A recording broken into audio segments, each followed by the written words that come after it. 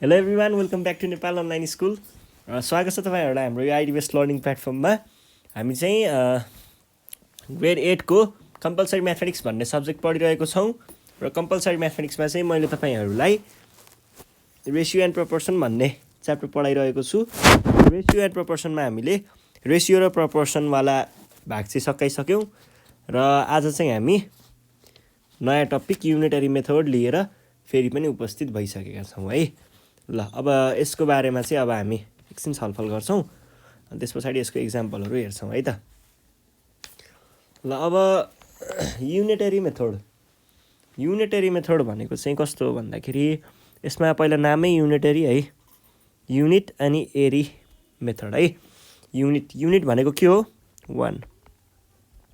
यो युनिटरी मेथडको खास मिनिङ चाहिँ के हो भन्दाखेरि कुनै पनि युनिटरी मेथडबाट गर्न मिल्ने खालको क्वेसन दिएको छ भने त्यसलाई चाहिँ पहिला सुरुमा 1 को भ्यालुमा चेन्ज गर्ने अनि त्यस पछाडि रिक्वायर्ड भ्यालुमा चेन्ज गर्ने भनेको 1 मा कन्भर्ट गर्ने अनि 1 पछाडि आफूलाई चाहिएको चिजमा कन्भर्ट गर्ने भन्ने चाहिँ यसको मेन उद्देश्य हो है युनिटरी मेथडको।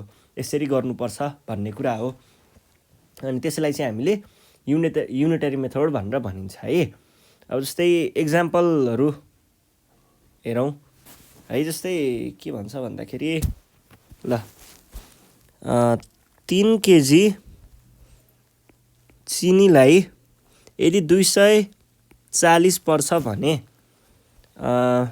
10 केजीलाई कति पर्छ भन्ने क्वेसन हुन्छ।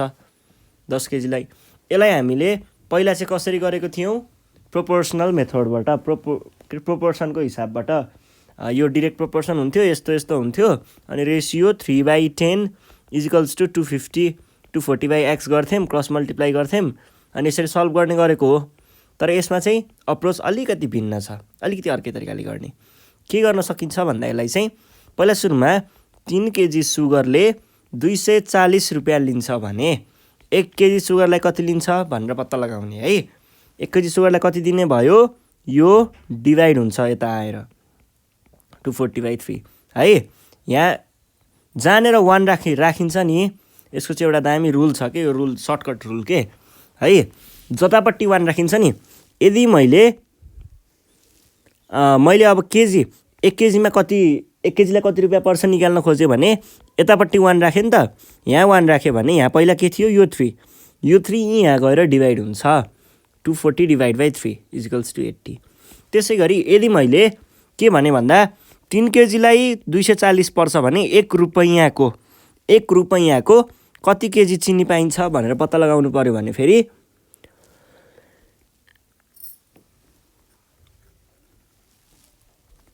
यसैमा यस्तो गर्नु पर्यो। 1 रुपैयाँ हो नि त, 1 रुपैयाँमा कति पाउने? आफूभन्दा माथि के छ? 1 भन्दा माथि के छ? यो चिज अर्को यतापट्टि आएर डिभाइड हुन्छ, यहाँ आएर 240 हुन्छ। यो भनेको कति भयो? 1/80। यसरी पत्ता लगाउने है। यो चाहिँ युनिटरी मेथड गर्ने तरिका भयो। ल अब यसको हामी एक्जाम्पलहरू पढौँ अलिकति। एक्जाम्पलहरूमा के भनिएको छ एकचोटि हेरौँ है त।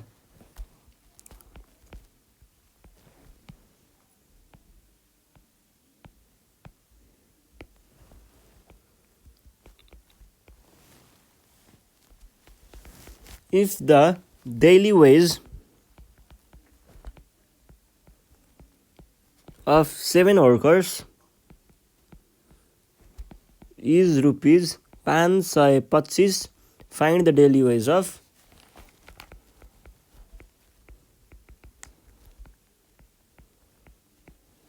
15 workers। ल हेर्नुहोस् त, कुरा उस्तै आयो, युनिटरी मेथडकै आयो।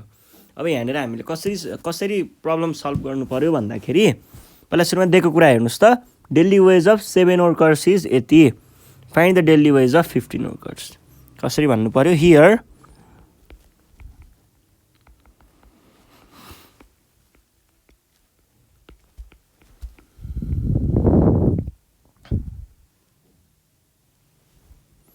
वर्कर्स भनेको कति दिएको छ? Is rupees 525। अब सुरुमा के गर्ने भन्दाखेरि एकजना वर्करले कति पाउने रहेछ त भन्ने कुरा पत्ता लगाउने। यहाँनिर के देखियो? पहिला चाहिँ हामीले यहाँनिर देखिएको भनेको 7 जनाले यति रुपियाँ पाउँछन् भन्ने थाहा पाइयो भने एकजनाले कति पाउँछन् थाहा पाउनु पर्यो। त्यसको लागि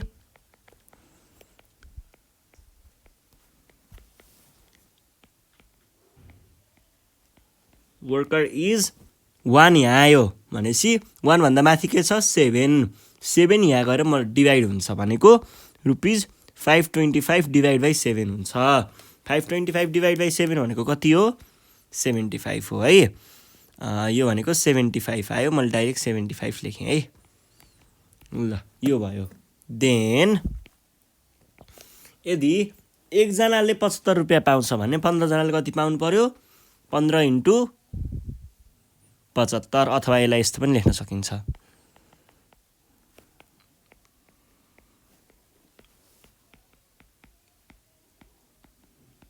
यहाँनिर 15 ले मल्टिप्लाई भयो भने यता पनि 15 ले मल्टिप्लाई गर्नु पर्यो। ल कति आएछ त्यसो भए 15 इन्टु 75 भनेको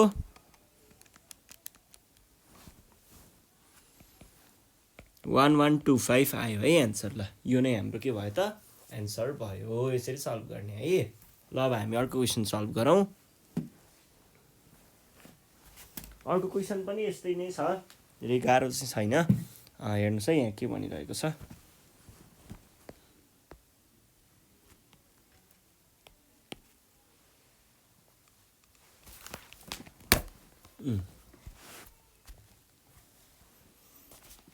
हेर्नुहोस् है,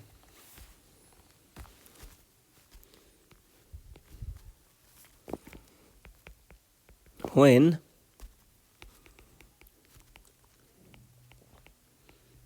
average speed of bus is 45 km/h, it covers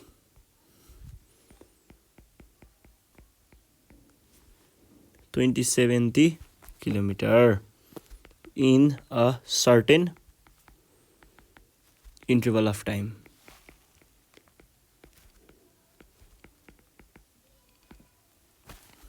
If the speed of the bus is increased to 60 km/h, find the distance covered by bus in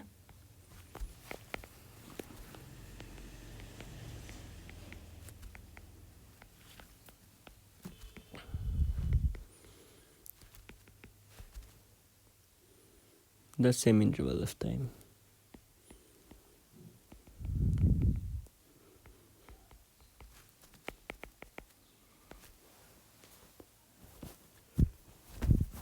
ल हेर्नुहोस् है क्वेसनले के भनेको छ, the average speed of bus is भनेर हामीलाई बसको कुनै एउटा बसको स्पिड दिएको छ। स्पिड कति दिएको छ 45 km/h। यो भनेको के दिएको भयो स्पिड दिएको भयो। अब अर्को कुरा के छ, त्यति स्पिड हुने बेलामा चाहिँ सर्टेन टाइम एउटा कुनै टाइममा के गर्दो रहेछ त त्यो बसले 270 किलोमिटर कभर गर्दो रहेछ, धेरै नै टाढा पो पुग्दो रहेछ त। ल अनि in a certain interval of time, if the speed of bus is increased to 60 km/h, find the distance covered by bus in the same interval of time. एउटै इन्टरभल अफ टाइममा यदि एउटा बसले 45 km/h कुदाउँदा 270 कभर गर्छ भने त्यही बसले अलिकति स्पिड बढाइयो भने कतिसम्म बढाइयो 60 km/h सम्म पुर्याउन सकियो भने त्यसले चाहिँ कति कभर गर्छ है, कति डिस्टेन्स कभर गर्छ त्यही टाइममा भनेर सोधेको हो क्वेसनले। अब यसमा नि हामीले युनिटरी मेथड लगाउन सकिन्छ के। युनिटरी मेथडमा के हुन्छ, कुनै पनि युनिटलाई 1 मा लग्ने पहिला, अनि 1 मा लगेर हामीले के गर्छौँ 1 मा लगेर त्यस पछाडि चाहिँ हामीलाई जतिमा चाहिएको हो त्यतिमा कन्भर्ट गर्ने हो। हामीले त अब त्यसै नै गरौँ है त। ल हेर्नुहोस् है, सुरुमा के गर्ने, सुरुमा दिएको कुरा लेख्नु पर्यो। हियर हामीलाई के दिएको छ त यहाँनिर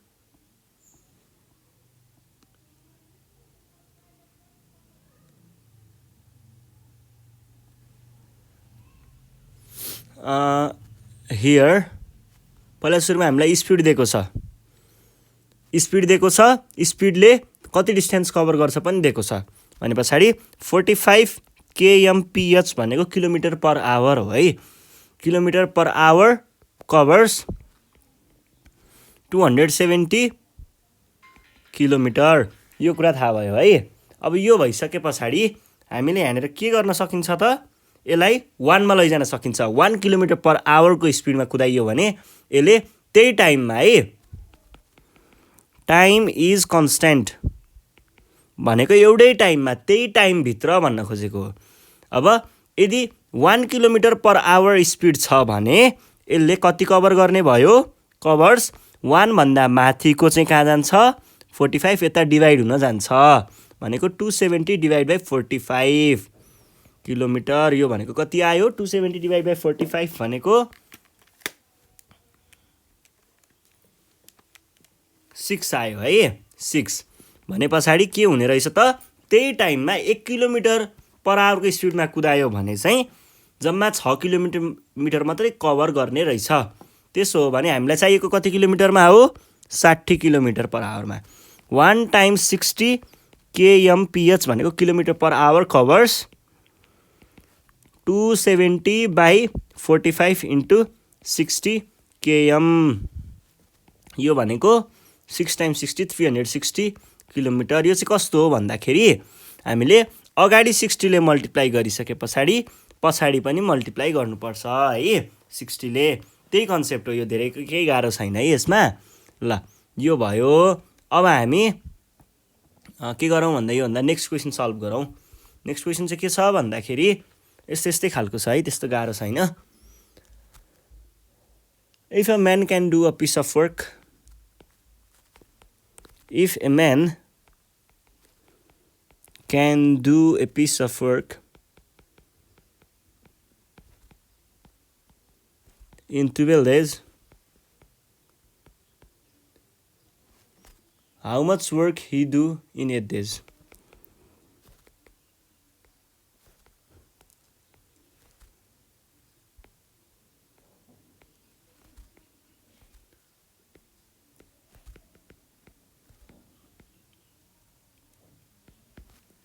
यो भनेको छ है, एउटा मान्छेले एउटा काम 12 दिनमा सक्छ भने उले कति काम चाहिँ 8 दिनमा सक्न सक्छ भनेको छ है। अब यसको लागि चाहिँ हामीले के गर्न सकिन्छ त, यसमा पनि त्यसरी नै युनिटरी मेथड लगाउने। क्वेसनले के भनेको छ, can do a piece of work भनेको एउटा वर्क है, एउटा वर्क चाहिँ एउटा टोटल वर्क चाहिँ उले 12 दिनमा सक्छ। Here a man can do one piece of work, a piece भनेको one piece है, work in 8 days। यसले चाहिँ के भन्न खोज्दैछ, अनि त्यहाँ पछाडि how much work can he do है, can he do in 8 days। 12 दिन लगाएर एउटा काम सक्छ है, 12 दिन लगाएर एउटा काम सक्छ भने 8 दिन लगाउँदा उसले कति काम सकेको हुन्छ भन्ने कुरा हो। अब यसलाई हामीले के गर्न सक्छौँ त, 1 पिस अफ वर्क 12 दिनमा। अब हामीले 8 दिनमा हो नि त, दिनको पत्ता लगाउनु पर्ने हो नि त, जे पत्ता लगाउनु पर्ने हो त्यसलाई 1 बनाउने है। भनाले जेमा है, आई मिन कस्तो भन्दाखेरि हामीलाई 8 दिनमा कति काम भन्न खोजेको हो नि त, त्यही भएर जे चिजलाई पत्ता लगाउनु पर्ने हो त्यो चाहिँ 1 राख्ने। जस्तै हामीलाई यहाँ के भनेको थियो, डिस्टेन्स कभर भनेको थियो नि केमा, 60 मा डिस्टेन्स 60 किलोमिटर पर आवरमा कति डिस्टेन्स हुन्छ भनेको थियो नि। भनेपछि यो 60 लाई यो 45 वालालाई 1 राख्ने, यो किलोमिटर वालालाई 1 राख्ने स्पिडलाई है। अनि जस्तै यसमा हेर्नु पर्दाखेरि हेर्नुस् त, 7 वर्करलाई पैसा यति, 15 वर्करलाई कति भने पछाडि यहाँनिर हामीले जे चिजलाई कति भनेर सोधेको हुन्छ नि हो त्योलाई चाहिँ 1 राख्ने है। यो वर्करलाई 1 भयो, त्यसै गरी माथि त छैन, ल यहाँ अब देखाउँछु। यहाँनिर हामीलाई के सोधेको छ त, यहाँनिर 12 दिनमा कति भनेको छ नि त, 12 दिनमा भनेपछि दिनलाई पहिला 1 दिनमा कति पत्ता लगाउने, अनि 1 दिनमा कति भन्ने पत्ता लागिसके पछाडि चाहिँ हामीले 8 दिनमा कति पत्ता लगाउन सकिन्छ। अब उसले 1 दिनमा कति गर्ने भयो त, a man can finish can do, यहाँ एकछिन यहाँ ग्याप राख्नुहोस् है, पिस अफ वर्क इन, यो 8 को साटो चाहिँ तपाईँले यहाँ कति राख्नु पर्यो, के अरे यहाँ 1, यो को ठाउँमा 1, 1 दिनमा कति पत्ता लगाउनु पर्ने हो नि त, 1 राख्नु पर्यो है। अब यहाँ 1 आएपछि के हुन्छ, 1 भन्दा ठ्याक्क माथिको कहाँ जान्छ, यसमा गएर डिभाइड हुन्छ भनेको 1/12 हुने रहेछ। उसले 1 दिनमा चाहिँ कति काम गर्ने रहेछ, 1/12 काम गर्ने रहेछ। देन ही क्यान डु, अब यहाँ टाइम्स 12 गर्ने, यहाँ पनि टाइम्स होइन 12 होइन, कति दिन हो, 8 दिन हो भनेपछि टाइम्स 8 गर्नु पर्यो, इन 8 डेज। यहाँ टाइम्स 8 गर्ने, यहाँ पनि टाइम्स 8 गर्ने। Can do 8/12 piece of work in 8 days. 8/12 भनेको 2/3 piece of work in 8 days. अथवा यसलाई यो गर्दा अलिकति मेस्सी अलिकति गाह्रो जस्तो फिल भयो भने अर्को तरिकाले के गर्न सकिन्छ भन्दाखेरि, यसलाई अब तपाईँहरूले हल्का रिभर्स गरेर पनि गर्न सक्नुहुन्छ। जस्तै इन 12 डेज, 12 दिनमा a man can do 1 work, 1 piece of work भनेको 1 वर्क। 12 दिनमा एउटा काम सक्छ भने उसले 1 दिनमा कति काम सक्ने भयो, in 1 day a man can finish, can do, हेर्नुहोस् है,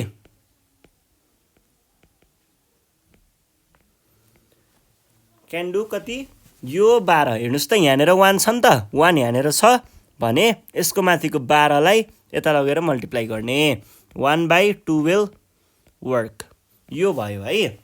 अब हामीलाई चाहिएको 8 दिन हो, सो इन 8 डेज, 8 भनेको के हो, 1 टाइम्स 8 भनेको 8 हो। A man can do 1/12 into 8 work, होइन त नि। 1 दिनमा 1/12 हुन्छ भने 2 दिनमा 2/12 होला, 3 दिनमा 3/12 होला, 4 दिनमा 4/12 होला, 5 डेजमा 5/12 होला, त्यसरी नै 8 डेजमा 8/12। 8/12 भनेको कति हो, 8/12 भनेको 2/3 हो। 2/3 चाहिँ सकाउने रहेछ, 2/3 वर्क सकाउने रहेछ भनेर भन्न सकिन्छ। र आज हामीले यति नै गर्छौँ। आज अलिकति इक्जाम्पलहरू हेरियो। अब योभन्दा नेक्स्ट सिरिजमा चाहिँ हामी यस्तै इक्जाम्पलहरू लिएर आउनेछौँ नयाँ खालको। त्यतिखेरसम्मको लागि नेपाल अनलाइन स्कुल बिदा माग्न चाहन्छ। तपाईँहरू घरमा बसेर अब प्र्याक्टिस गर्दै गर्नु पर्यो, आज पढेको कुराहरूलाई रिभाइज गर्नु पर्यो। अनि केही प्रब्लम आयो भने हामीलाई सम्पर्क गर्न सक्नुहुन्छ 98 495 95 8 95। यसमा कन्ट्याक्ट गरेर आफ्नो प्रब्लमहरू भन्न सक्नुहुन्छ है त। ल यति भन्दै बिदा माग्छु। साथीहरूलाई भिडियो सेयर गर्दै गर्नु होला र सब्सक्राइब गर्न नबिर्सिनु होला है। धन्यवाद।